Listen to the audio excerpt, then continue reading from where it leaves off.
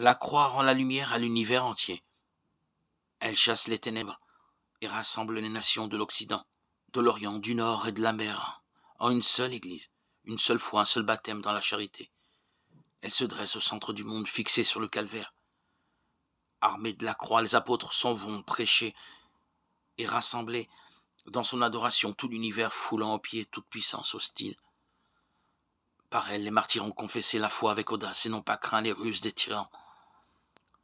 S'en étant chargés, les chrétiens, dans une immense joie, ont fait de la solitude leur séjour. Lors du retour du Christ, cette croix apparaîtra d'abord dans le ciel, sceptre précieux, vivant, véritable et saint du grand roi.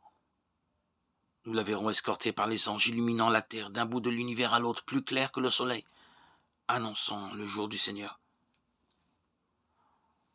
L'Orient chrétien contemple toujours la croix dans la lumière de la résurrection, la croix glorieuse. Elle est lumière, parce qu'elle révèle l'amour de Dieu pour l'homme et la victoire de l'amour sur le mal.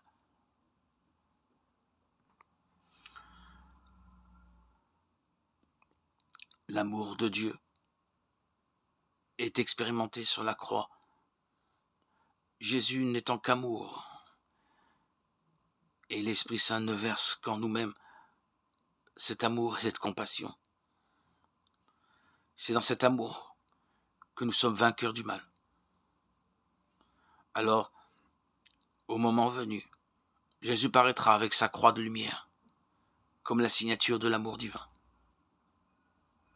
N'ayons pas peur, soyons sans crainte. Voici l'annonce d'espérance. Elle est pour nous.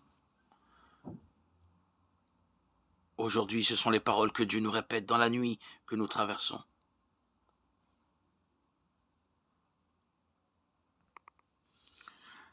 Ta miséricorde ne s'épuise pas, Seigneur. Chaque jour, tes œuvres se renouvellent.